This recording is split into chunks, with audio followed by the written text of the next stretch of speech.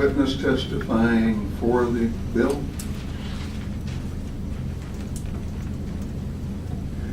Not appearing. Mr. Wayland, would you like to testify against?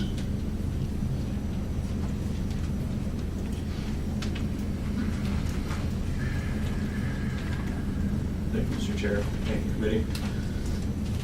Again, my name is Steve Wayland. I'm with the International Painters and Allied Trades. And I come before you to speak about the actually a multitude of things that have been brought up today in today's discussion. One on the side of the maintenance issue and the change in how we see what maintenance is.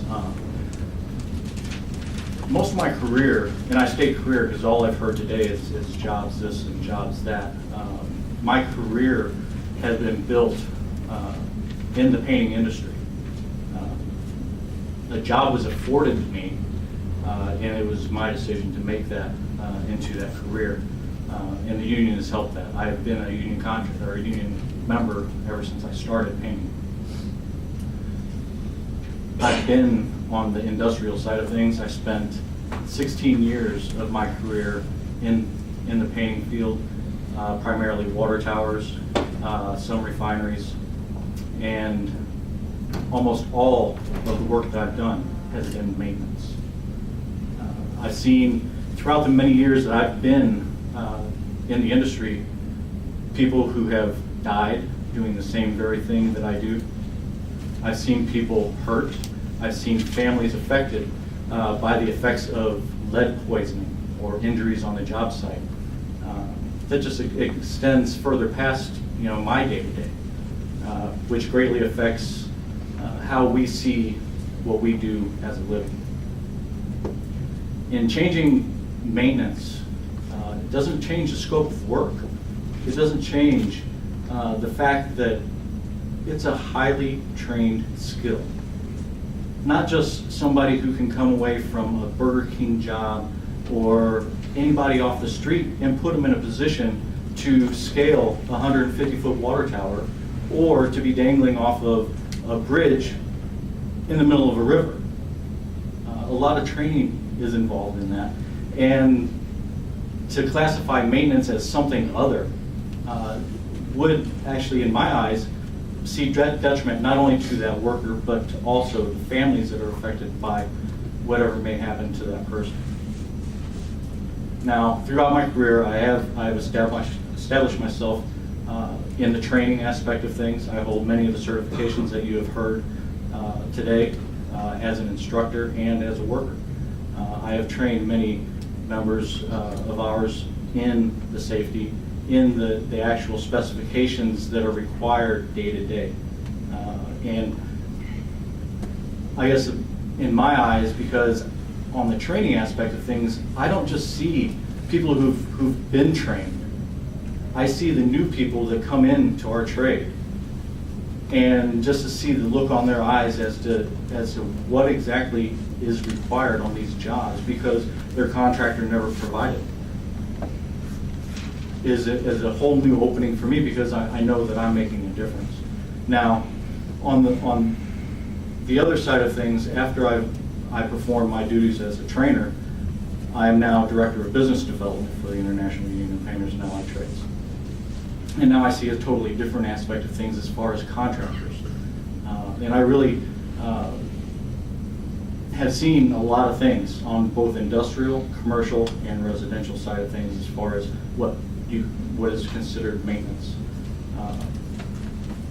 I know a lot of the discussion has surrounded discussion around public schools and bids and project proposals and whatnot.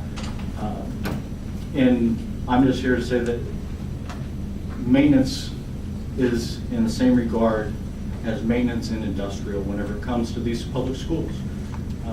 Same thing with the older schools. A lot of the counties here have schools that are dating back to the 1950s, if not earlier. And within those schools, of course, we will have lead-based paint, we will have asbestos, as well as many other hazards. Many hazards that to this day still have yet to be abated, but yet the schools still perform maintenance. Now, majority of the maintenance that is being done, of course, is while school is in, not while school is out. So the skill that's required in order to do that maintenance still follows the same regulations as in what we were talking about with the industrial, with the containments, workplace safety, and now you add a major factor of students. Now, not just the students, but you have the snowball effect, like Mr. Thomas had stated, that it transfers now from the student to the family whenever they go home, to the brother or sister, to the cousin, and so on and so forth. And then we look at the worker. The worker has that same dramatic effect down the line whenever it comes to lead, asbestos. We've dealt with, since June, a lot of issues with the public schools in their regard to maintenance. And a lot of contractors have been in violation.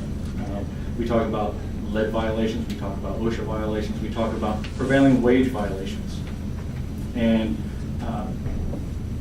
when we talk about these types of contractors, these are probably the same contractors that probably hold no regard to workman's comp. The same contractors, if I were to work for them, if they have no regard for workman's comp, where do their respects lay with safety, in my respect? Because if they're not willing to cover me, if I'm willing to get hurt, what are they doing to protect me in order to not get hurt? So, in dealing with all of the other contractors, I see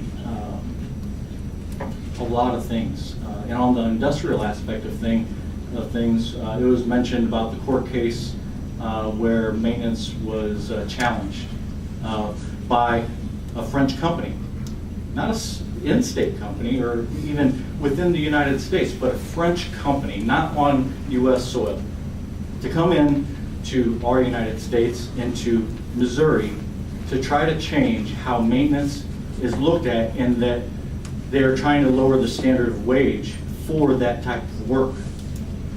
A company that has no vested interest in the citizens of Missouri, the taxpayers of these counties, but vested interest in themselves for the sake of profit and for the sake of our workers.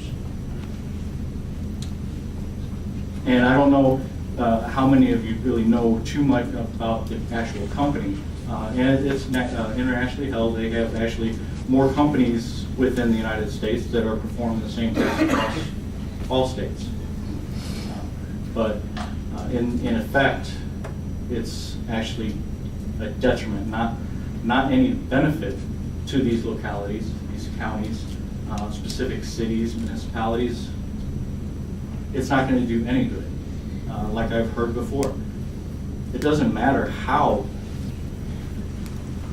you bid the work, it's the quality of work that's being done. But we also talk about standard of living, but what about quality of living? Now, we lower the standard of wages in certain counties across this state and soon other states, but it also decreases the amount of tax revenue these counties are receiving, these particular municipalities are receiving. So therefore, now you don't have workers that are contributing to the tax base of the very county that slashed their wages.